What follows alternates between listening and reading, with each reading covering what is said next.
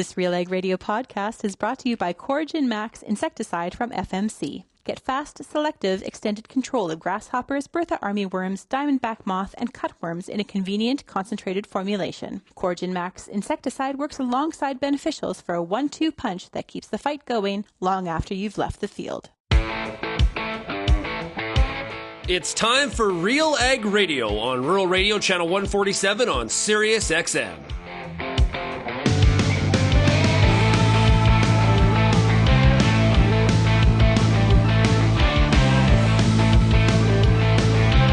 RealAg Radio and RealAgriculture.com is your home for insight and analysis of the issues that are impacting your farm business. Let's get real and get connected with RealAg Radio.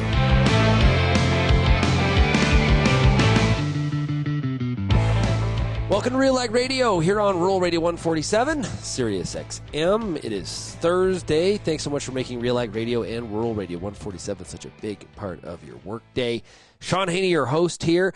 It's the Farmer Rapid Fire today. You know, for more than 90 years, Pioneer has developed and tested products to meet your local challenges with new Z Series soybeans, new Optimum Glide canola, top-performing corn products, and industry-leading traits and technologies to maximize your yield potential. Pioneer's on-the-ground teams can help you get the right products for your fields.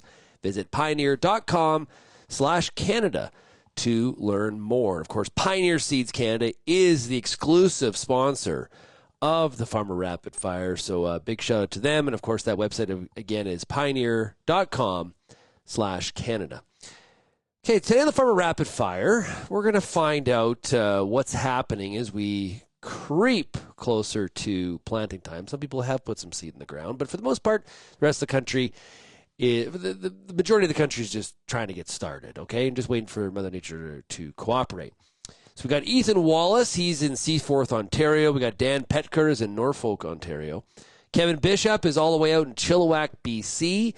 And we got Murray Froebe from Homewood, Manitoba. It will be joined by Chris Olbach from Pioneer Seeds Canada.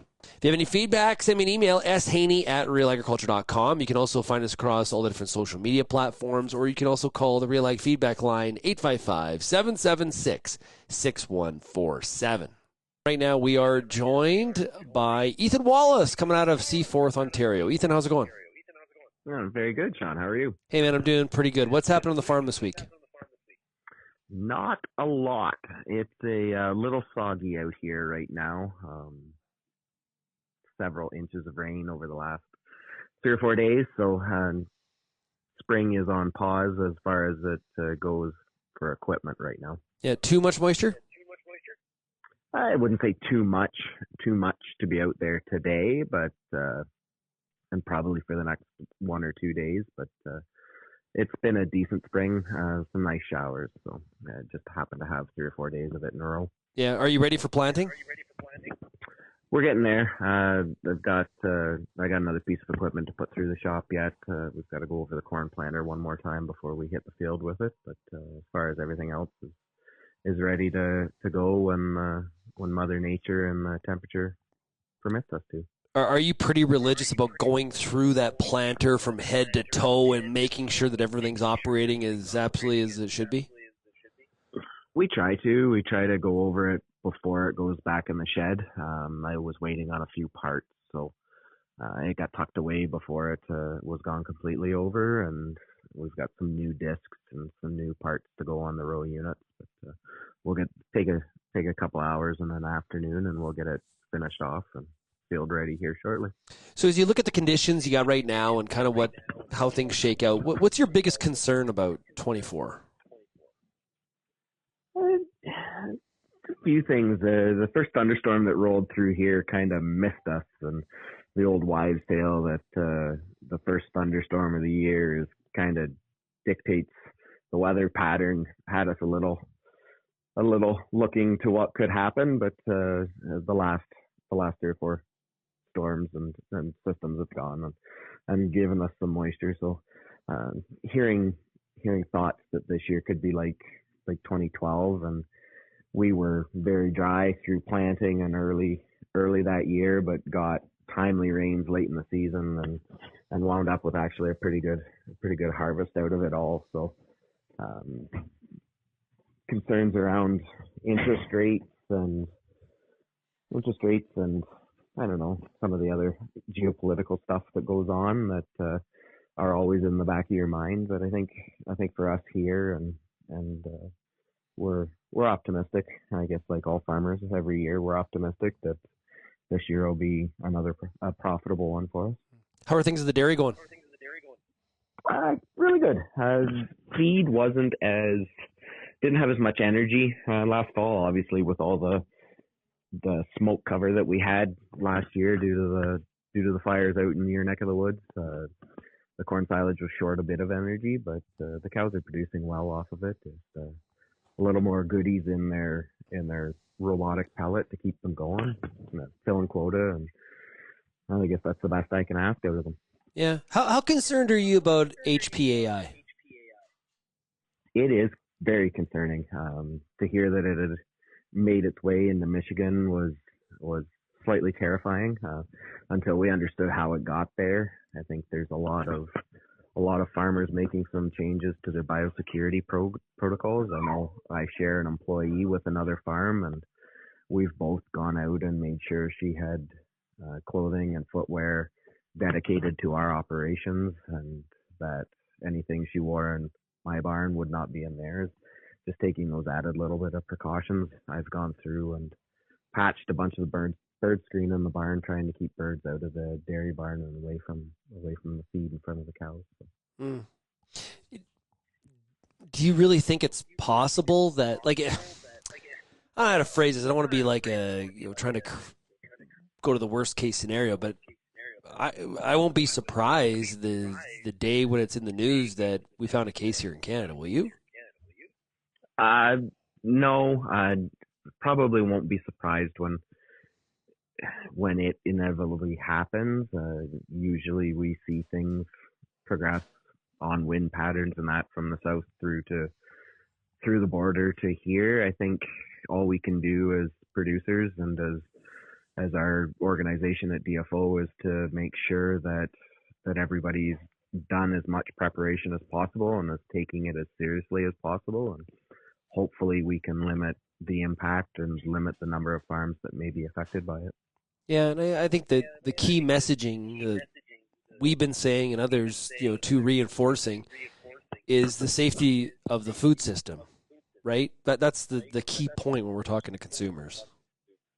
Absolutely, and I think that's one of the things with our food system in Canada and the one in the U.S. as well is the requirement for pasteurization of products like milk, and the fact that even if an animal did contract the AI, that it is destroyed in the pasteurization process, so that there isn't any risk to the consumer, even if a cow contracts the disease and isn't as symptomatic and maybe doesn't get pulled from production or pulled out of the stream right away. So that is an important point, and that happens both north and south of the border, and the consumer needs to realize that some of these measures that have been taken are there to protect them, and we'll continue to do that.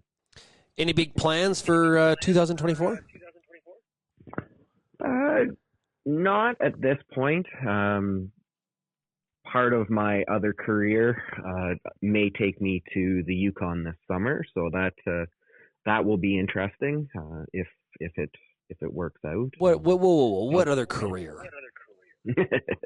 So as part of my role with the executive on the Ontario Federation of Agriculture board, the Canadian Federation of Agriculture has a meeting in Yukon this summer, so I may be able to attend on behalf of producers from Ontario to bring their concerns to the federal side of the general farm organizations and help build policy and to better agriculture, not only in Ontario but across the province or the country. In the Yukon. Yeah, and Whitehorse. That's the one nice thing about CFA is they try to move things around and take part in or host meetings in all sections, and whether those of us in southwestern Ontario or southern Alberta realize that there is agriculture in the territories as well as the provinces. So just highlight that and see how other people from across the country farm and produce food for us. Well, that'd be a pretty interesting trip. I've actually never been to the Yukon. We had a farmer from the Yukon once on the Farmer Rapid Fire, but I've never been there. Yeah, I'm very much looking forward to it, and just seeing what agriculture is in other parts of this country. I mean, I've been in your neck of the woods as my sister lives out there, and agriculture in Alberta is different than agriculture in Ontario. There's definitely a lot of similarities, but I'm assuming there'll still be similarities between here and Whitehorse. But really looking forward to seeing just how productive and what can be produced in the far north. If you could go on a farm tour anywhere, where would you want to go on a farm tour? I'm really not sure how to answer that. I just love. I'm passionate about agriculture, so I love seeing how others do it. I'd love to see all parts of this world, and I think before I get there, it'd be nice to see some agriculture throughout the rest of our beautiful country. Yeah, cool stuff. Hey, Ethan, thanks a lot for joining us here today on the Farmer Rapid Fire. All the best to you, man. Thanks so much. I appreciate it, Shaun. Thank you. We'll be right back on RealAg Radio for the rest of the Farmer Rapid Fire, brought to you by Pioneer Seeds Canada. If you have a growing list of questions about getting more from your fields, know that Koch Agronomic Services has an answer for every acre. With a full spectrum of nutrient management, nutrient protection, and seed enhancement options, Koch Agronomic Services offers a deep portfolio of agronomically effective products. Each designed to enhance yield potential, all available to help solve your problems. Find the answer that's right for your acres. Start by visiting kochag.ca. That's KOCH ag.ca. Canola is more than just a pretty face in the prairie landscape. It's a big business, both here and around the world, that requires you to be informed and up to date on everything it takes to grow a successful crop. The Canola School on RealAgriculture.com has an expert library of video resources covering markets, agronomy, and more to help you grow a healthy and profitable canola crop. Visit canolaschool.com today. Brought to you by BASF Canada and Invigor Hybrid Canola. If you're involved in the agriculture industry, it's important to stay informed on all the latest issues affecting your business. At RealAgriculture.com, we offer fast, reliable news, information, and insights to help you keep on top of all of the latest in Canadian agriculture. Visit RealAgriculture.com and sign up for our free daily newsletter covering everything from news, agronomy, animal agriculture, and much more. Visit RealAgriculture.com/subscribe today.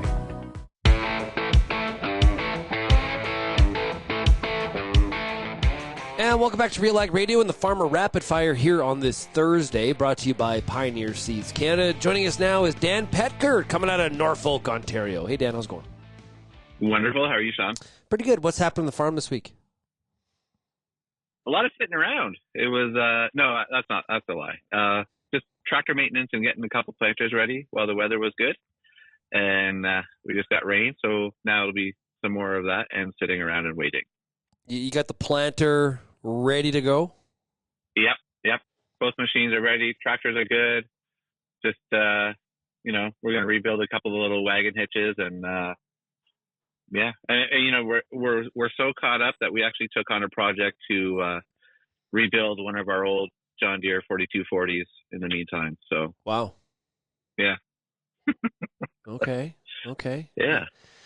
Taking on new projects at this time of the year. Wow. Okay. Yeah, well, it's a time crunch thing, right? And it's just we have all agreed, my dad and my two guys and I, we got to get this done before the end of April, and we're on schedule. So nice. Yeah. Okay, so I would imagine you from an agronomic perspective, because you love agronomy. You're sure ready. This is your favorite time of the year. Oh yeah. In terms of agronomy and crop planning or just field planning. Yeah. That's March and February and March, and then now is like that anticipation, like it's almost Christmas. Mm-hmm. And I just was talking with one of our retailers this morning, and when I called him, he starts laughing. He's like, "It's a rainy day, and I knew you'd be calling because something's going on in my head to to rework or just kind of a curious question and see what else we can test or study or learn." What do you think? What do you think 24 is going to bring us? You optimistic? Always. We've talked about this before too. I think like it's hard to be optimistic all the time. I'm realistic in my expectations, but I'm optimistic for the future of what we do, this year included. We have come off of some monster high yields and monster high pricing, and we were aggressive with our pricing into this year to kind of carry some of this downturn. And I mean, we're blessed in what we do, so I'm always optimistic and hopeful. Well, you know what's exhausting? Being negative all the time. Hey man, it takes so much energy, and there's days where if I'm not feeling it, I'm not feeling it, and but I won't let the weight of everything bear down on me and impact negatively on my family or my friends or even just myself when I'm alone. Yeah. The mental health part is huge on it. I was just talking to Ethan Wallace from Seaforth, and we were just talking. He was maybe going to go to Whitehorse this summer, and anyway, so I asked him, and I'll ask you the same thing. If you could go on a farm tour anywhere, where would you like to see a farm? Because you've traveled a lot, but there's things you haven't seen. So what would you like to? Can I name 3 things? Oh, absolutely. If you have 3, go for it. Yeah. So Brazilian agriculture seems like a bucket list for a lot of folk. Yeah. Farming in the UK. And then I would love to go see like what modern farming is like in like Japan. See, in the back of my head, like when I first asked the question, and I've never thought about this, but what popped in my head was like a rice farm in China. Man. No idea why that popped in my head, but that's what popped in my head.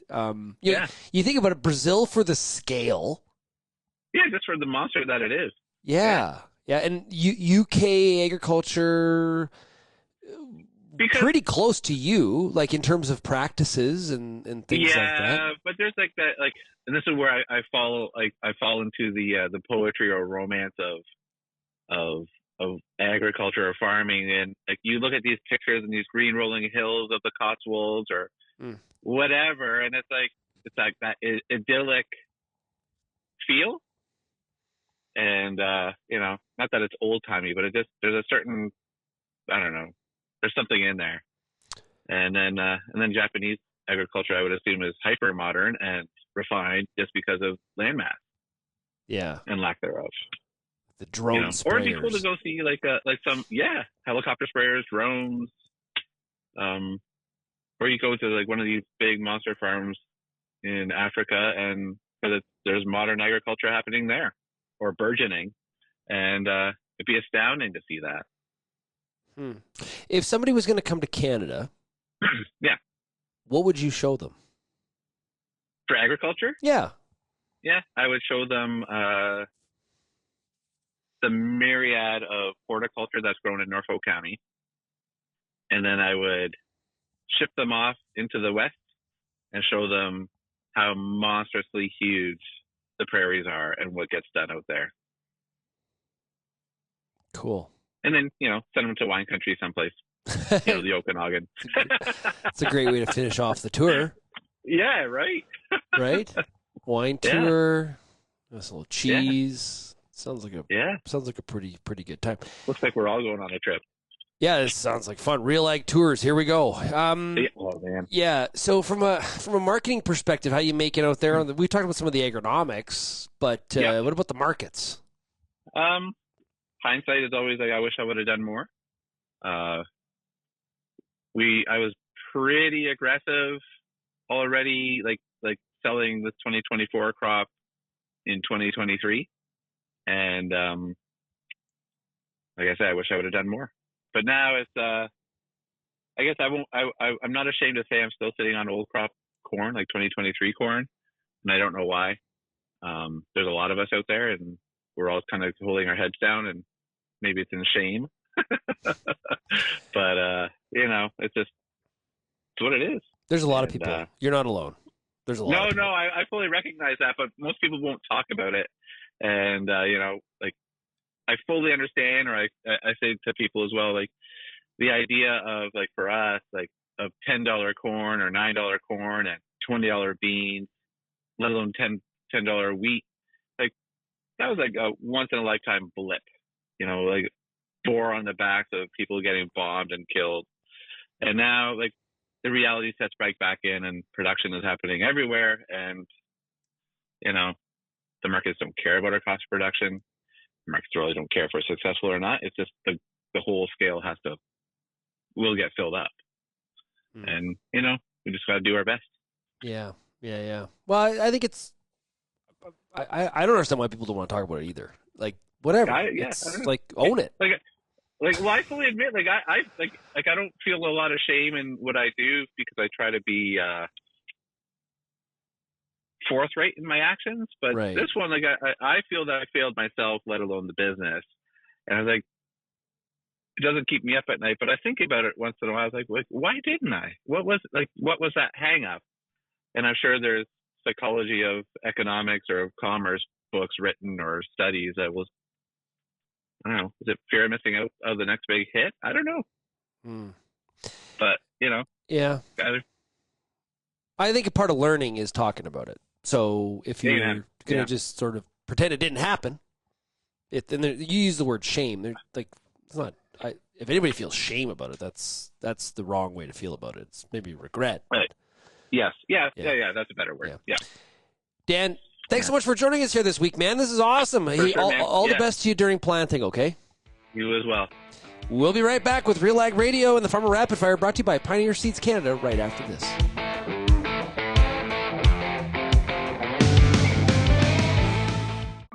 Want a product that will give you nitrogen all season long? Then you want to try Envita. Envita gets directly into the cells of the plants, and it's easy to apply, foliar or in furrow. Envita provides the flexibility you need for your farm practices. Whether you want to reduce your nitrogen and maintain yield, or maintain your nitrogen and increase yield, Envita fits your farm. Envita SC formulation is OMRI registered. To learn more about Envita, visit azotic.com. That's AZOTIC.com.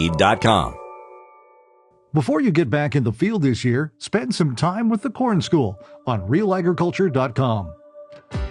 Get all the information you need on hybrid selection, planting depth, crop inputs, and more from a wide range of industry experts. A massive library of video content is available on demand when you need it most. Spend your time outside of the field, inside the classroom, with the Corn School on RealAgriculture.com.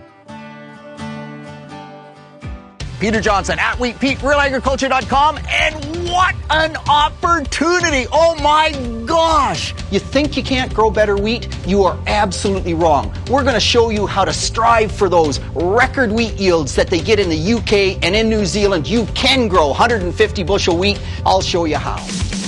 Catch Wheat Pete's Word every Wednesday on RealAgriculture.com or download the podcast on iTunes or Spotify.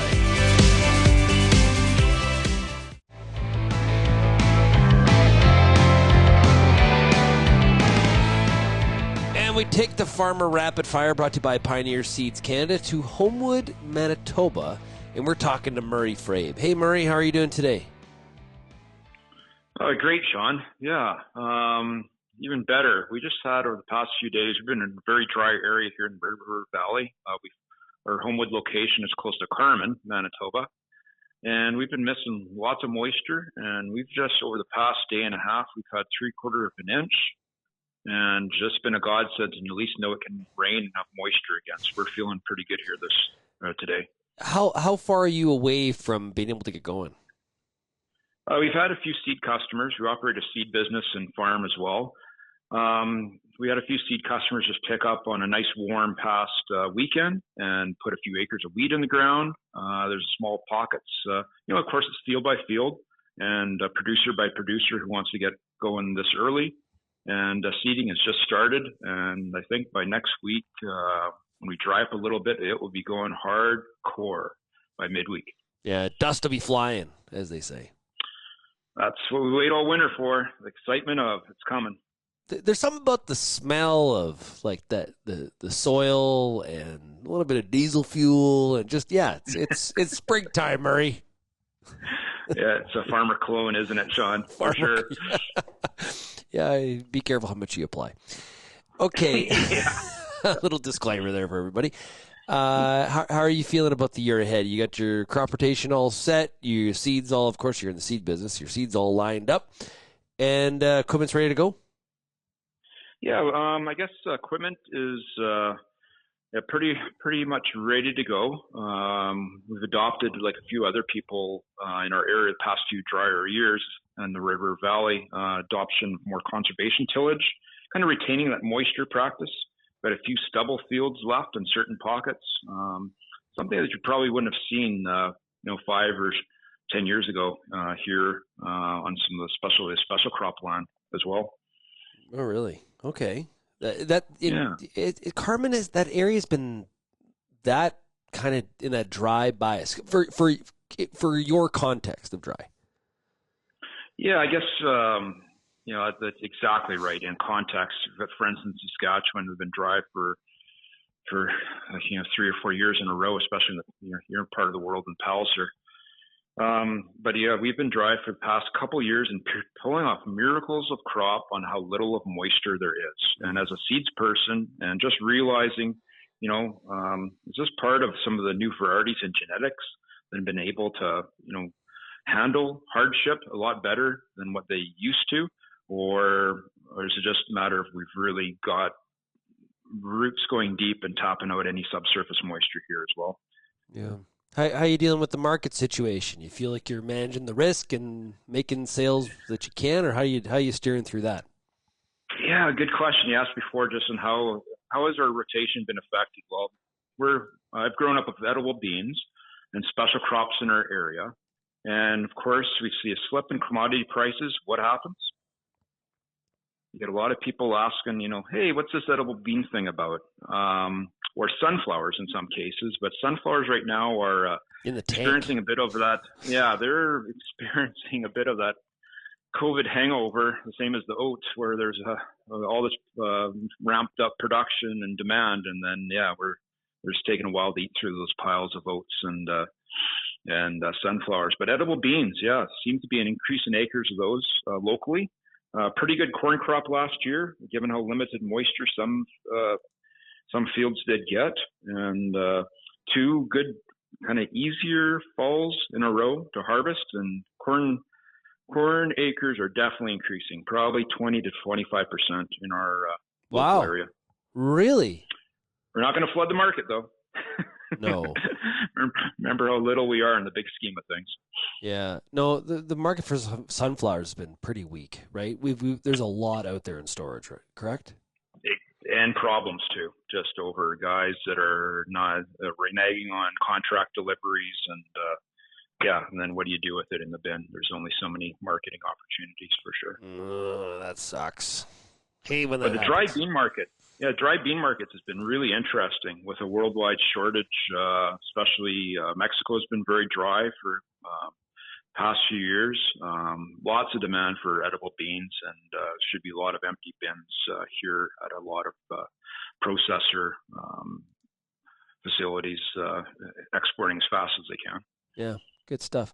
So, hey, Murray, if you could travel, go on a farm tour anywhere in the world, where is Murray Froebe going?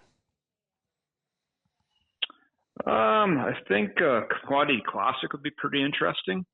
Always a nice time of year, just looking at some reports in there. And a lot of times the North American companies will have unveil some of their newest technology. That said, the outdoor farm show in Ontario, as well as what we've got going on here in Saskatoon, it's kind of a carbon copy as well, modeled after with AIM. great opportunity to see things moving, and that's exciting as well. But it's always hard to get away in the summer. Yeah. But if you can, it's definitely worth the chance. What about going to visit like an area? Those are farm shows, but what about going to visit an area and going like on a farm tour? Like I want to go see I want to go see a farm in the UK or Australia or something like that. Where would you go? Okay, I think we do lots of upper end seed work. I would like to go see some friends in Chile where some of our seed gets contra-produced and then come back and tour their facilities, or even Argentina. That would be really interesting to see what practices they adopted. How do they, in water short areas, especially Chile, how do they use water to its full potential? That'd be really interesting. And of course, it's in winter, and so the farm's out of sight, out of mind too, right? Absolutely. Hey, any reactions to what we saw yesterday in the federal budget? Did you read up on that at all? Yes, I have a bit. I think it will hit a bit of farms. It's just, I guess, increase. I guess it helps with some of the state planning matters, just with capital allowance on investments as well, depending on how your farm structure is. Yeah. I was kind of disappointed, Murray, that, well, I don't like seeing taxes go up, but when I don't see spending going down. Yes. Right? It feels like we can't deal with the spending habit, so we just keep on raising taxes. Yeah, I want to prevent us from going down a wormhole, and that was one thought in my mind for sure, just inflationary budgets, helping fuel a bit of inflation, as well as we grew up with this in our early years in the 80s here, Shaun, just on where is the fiscal restraint and who the heck is paying for all these things in the future. Yeah, well, our grandkids, Murray. Got to get on that program, don't we, Shaun? But not that soon. Not that soon. Oh, good. No. That's no. I do not need to be a grandfather anytime soon. No. Yeah. No. I mean, we're still young, Murray. Yes. Yep. I'm just over 50 now, starting to feel a few things, but I'm pretty active. So it's now you start paying the price on some days. Before you go for a day of planting on the farm, like now that you're over 50, are you doing stretching in the morning and stuff like that to get your body prepared, or do you just run out there cold? Some days our yard is pretty busy in the yard, and you don't really sit down at all. So yes, early morning stretching, starting that. I'm not into the yoga mode just yet. Yeah. But early morning stretching and a little warm up, and just remembering, let's warm up this machine before it takes off is one thing before you hit our seed yard here in the spring. Yeah, nice stuff. Well, hey, Murray, all the best to you this spring. Good luck getting all that seed out and get your own crop in the ground, and we'll chat with you once things emerge, okay? You bet, Shaun, and at least we're starting with some optimism today, and we can't wait to get a bit more rain here and watch things grow. Amen, brother. Amen. Hey, we'll be right back on RealAg Radio for the rest of Farmer Rapid Fire, brought to you by Pioneer Seeds Canada right after this.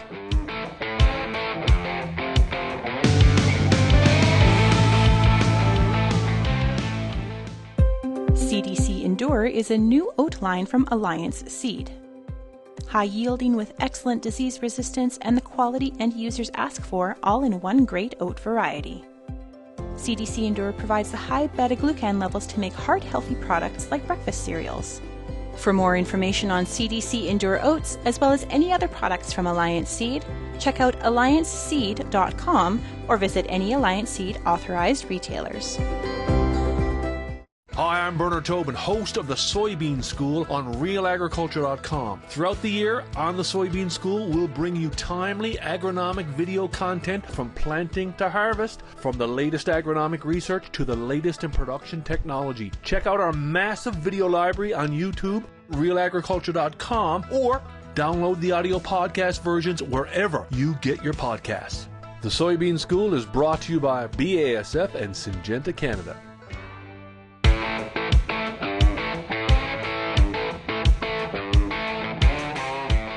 And we take the Farmer Rapid Fire to Chilliwack, BC. We're talking to Kevin Bisschop. Hey, Kevin, how's it going? It's going well, Shaun. How about you? Hey, pretty good. What's happening on the farm this week? What are you doing? Well, right now I'm at my boss's farm, and we're in the middle of pulling a big electrical cable for the new well that he put in over the winter. Oh, exciting stuff. How are things going in the dairy? They're going well. My cows are producing probably about the best they've ever had. So pretty excited about that. Okay, what's led to that? I don't know. I'm not sure. Just the way it's worked out. I've had quite a few cows calve recently, and I guess they're all milking well, and the herd average is up. And I guess when you have a small herd and a couple extra calvings, makes a big difference. Yeah, good stuff. What's kind of the outlook right now for 2024? Are you feeling optimistic about it?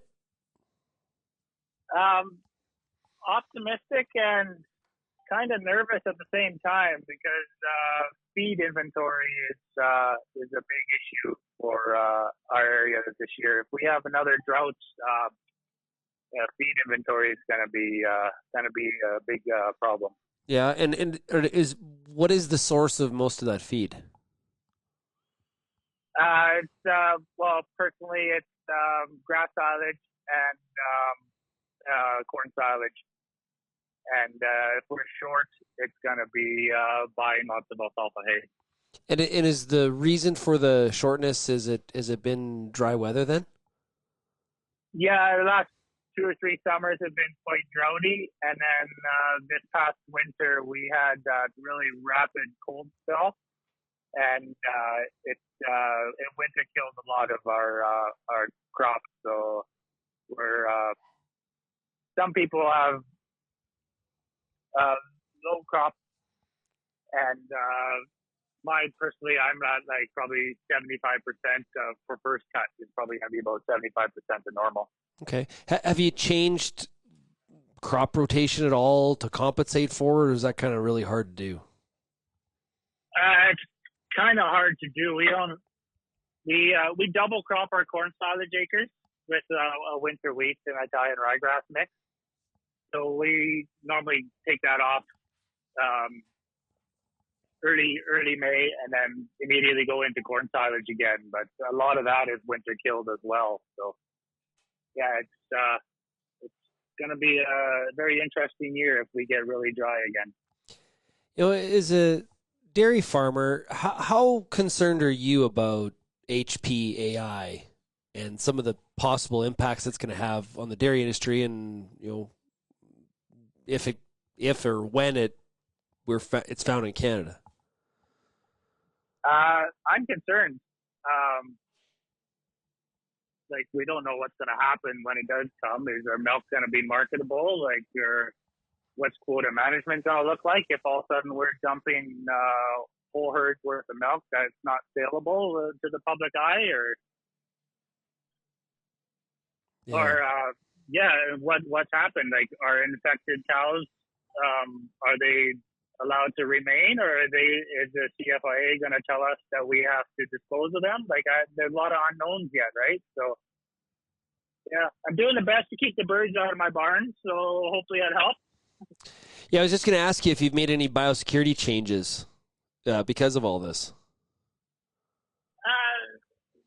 On the day-to-day, not really. I'm just trying really hard, patching up some holes in some bird netting to keep the pigeons and the starlings to a minimum. And we're pretty biosecure already. It's because I work at another dairy farm between my own personal milking. And I have clothes for my farm and boots and coats and stuff that are for my boss's farm. So I try not to mix that. So I think we're pretty good on the more normal procedures already on the biosecurity front. Yeah, and I was talking to Ethan Wallace from Seaforth earlier here on the Rapid Fire, and we were talking about how the critical point in all of this is that the food system is safe. This isn't a food safety issue, which is absolutely critical to hammer home. Yeah, for sure. Yeah. And I'm actually I haven't heard anything from our organization for the last 2 weeks or so. But I was I'm actually surprised they haven't shut the border down yet for import cattle. I know as much as it sucks for everybody else, but I think that's something that should happen sooner rather than later. Oh, I hope that doesn't happen. That would be I hope it terrible. Yeah, it would be terrible, but like we talked to a fellow the other day. He's like, if the roles was reversed, if Canadian cows were infected, how quickly would the Americans shut our border down? Right? Like, as much as it sucks, but I really hope that we do not get it, and I hope our government does everything they can to keep it out. Yeah, I would be curious though how that lowers the risk factor when we're talking about birds and like you can't prevent birds from flying across the border. No, I know, but our area here, we're large dairy area here, and I bet you every week there's American cows coming across the border going into a dairy somewhere. So yeah, it would have a huge impact, but if we get a positive cow on this side of the border with the number of animals that are moving around, I don't know how we would ever stop the spread if it actually got here. Some of the states have restricted movement from state to state. We've definitely seen that happen for sure. I can't remember exactly how many states, but I think it's around 10 or 11 that have put that in place. So, hey, one of the questions I've been asking this week is, if you could go on a farm tour anywhere, where would you want to go on a farm tour? Oh, I don't know. Actually, our genetic company had a tour to South Africa. Where did they go? I think South America, South Africa, I don't know. And then they toured like the big pasture dairies out there. That would have been really interesting to go on. New Zealand would be fun. I don't know, anywhere where it's like we're confinement housing here, so it'd be interesting to see how people do it. Large scale pasture farming, that would be fun. Yeah, New Zealand. I think New Zealand would be pretty neat. Yeah, I think so. Yeah. I don't know if I'd like the trip to get there, but once you're there, I think it would be good. Yeah, it is a long plane ride. That's not just that's not a day trip at all. So, Kevin, do you have any reaction or thoughts on what we heard from the federal government when it comes to the budget, taxes going up in some areas, and spending not exactly restrained?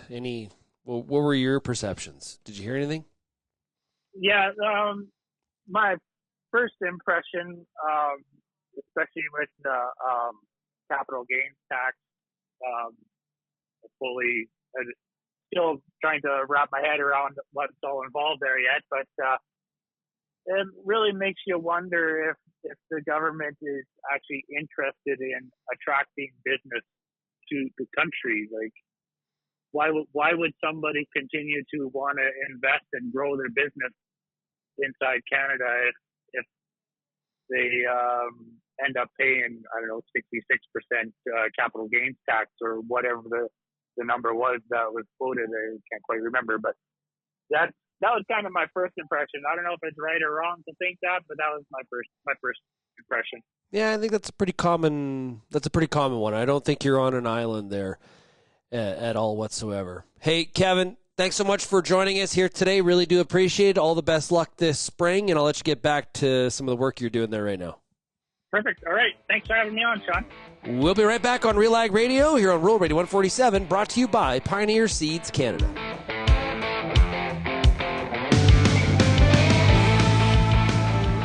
What's next for your fields? At Pioneer, delivering industry-leading genetics drives everything we do. From the scientists in the lab to our local teams with boots on the ground, we are determined to get there first. Developing top-performing products, proven in more growing conditions than ever before. Pioneer. What's next happens here. Visit pioneer.com/Canada to learn more. I'm Lindsay Smith from RealAgriculture.com. Join me Monday nights for The Agronomist, a 1-hour live and interactive show broadcast across YouTube, Facebook, and X. Monday nights at 8 p.m. Eastern, I host expert agronomists from all over the country to give you answers to some of the toughest agronomic questions. Join us live or catch the replay Tuesday morning. That's The Agronomist with me, Lindsay Smith, Monday nights live at 8 p.m. Eastern.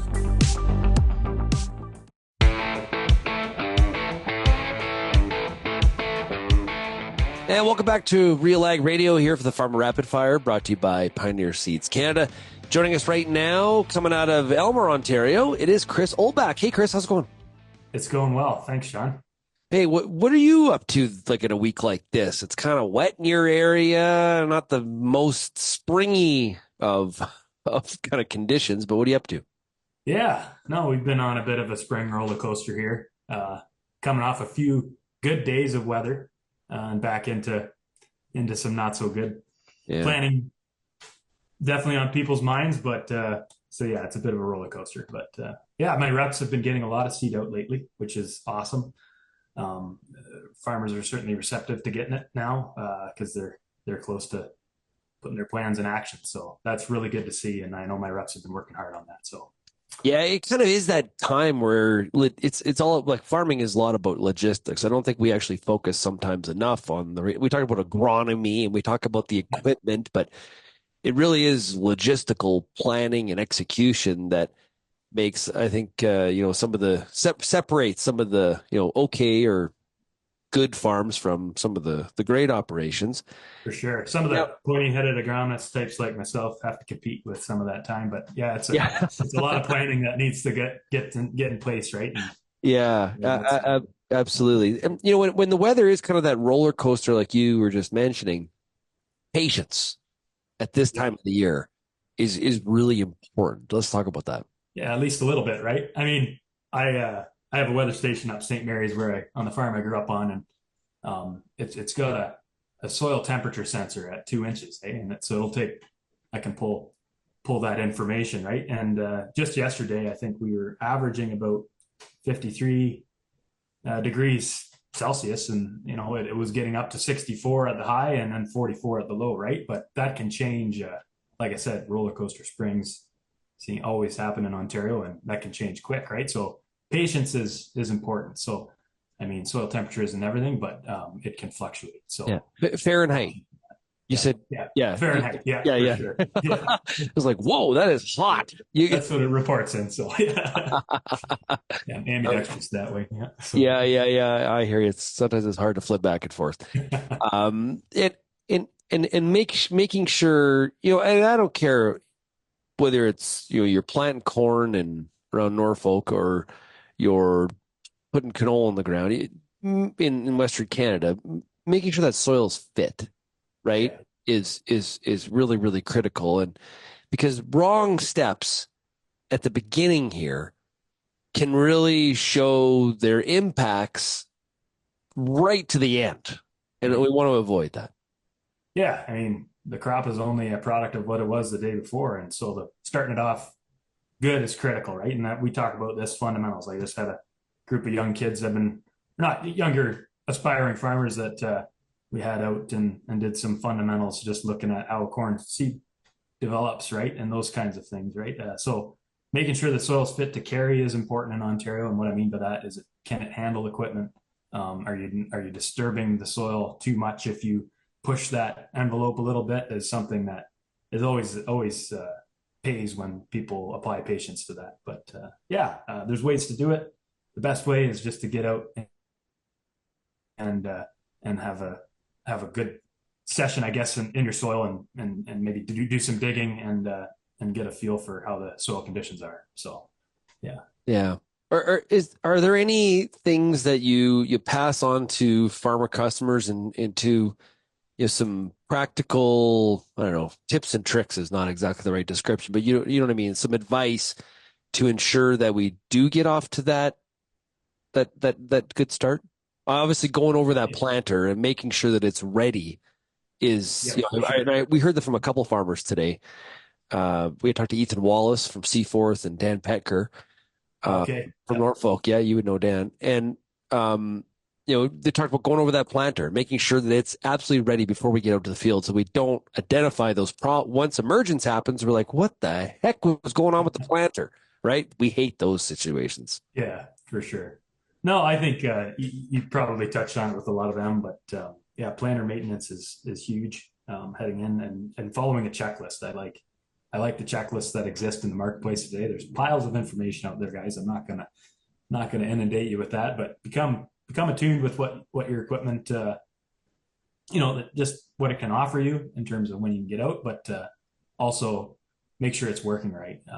And that takes time ahead of the season to do. So that's been important. But just the soil is the same way, but it's always changing on you. So just making sure the 3 to 5 day forecast we look out, right, that those can be helpful. Just make sure we don't there's advantage to planting early. And that is I'm choosing to plant in soil conditions that are fit, right? So that's important, but consider the risks 3 to 5 days out if you're doing that. So with a lot of stuff that we're doing, I like that checklist idea. I think of like the pilot, right? If you've ever ridden in a small plane, there's pilots got checklists on a lot of stuff. And you may, people's response may be, well, I don't need a checklist because I'm doing this stuff all the time. I know what I'm doing. Well, so does a pilot, but there's a lot of stuff that's happening and we can skip steps or, man, I thought I checked that. I could have sworn I did. That's what the purpose of the checklist is, to reinforce the points. You run through it. Did we do this? Check, So whether it's, starting up the planter or it's doing other activities on the farm, I think a checklist is a pretty good idea, especially when we're being pulled in so many different directions on the farm. Oh, for sure. And it can be very applicable to beyond your planter, right? What herbicide technology you're using, those kinds of things, they're becoming more important all the time, right? So can't stress that enough. A good plan until you get punched in the face, right? Everyone's got a plan till they're punched in the face. That's It's like a Mike Tyson quote, I think. There you go. Who knew that Mike Tyson would have such an impact on farming? That's pretty good. Well, is the weather supposed to shape up in your area there in southwestern Ontario soon?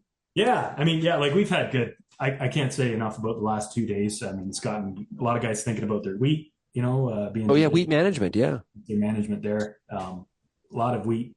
Mine's at growth stage 30. A lot of guys are looking at, a lot higher growing degree days for wheat, which has moved the wheat along quicker. Right. So that can sneak up on you too. So that's been top of mind, for a lot of growers, as they apply. Managing that nitrogen. Yeah. So yeah, for sure. Yeah. Well, you know what, Chris, really appreciate you joining us here today on the Farmer Rapid Fire. I know this is a very busy time, so I appreciate you making time for us here at RealAg Radio. Thanks so much, man. Thanks for having me. Yeah, really do appreciate it. Of course, Pioneer Seeds Canada, the exclusive sponsor of the Farmer Rapid Fire. Make sure you go to pioneer.com/Canada to find out more. Well, we covered a lot of ground today on the Farmer Rapid Fire. We're talking to farmers really across the country. This is one of my favorite shows of the week, and getting those perspectives from the farmers and ranchers, what they are up to. And we're working our way just a little bit closer to planting with every single day. And of course, like I said at the beginning of the show, some people have just kind of got started, and the rest of us are a little bit jealous. If you have any feedback on this show, send us an email, shaney@realagriculture.com. Or of course, you can find us across all the different social media platforms, or just call the RealAg feedback line. That number is 855-776-6147. Thanks, everybody, for getting real and getting connected with RealAg Radio. We'll, of course, chat again tomorrow. Cheers, everybody. Thank you for downloading this RealAg Radio podcast, brought to you by Coragen Max Insecticide from FMC. When you need to protect your crops from damaging insects, Coragen Max Insecticide delivers fast, selective, extended control of grasshoppers, Bertha armyworms, diamondback moth, cutworms, and more. Ask your retailer today.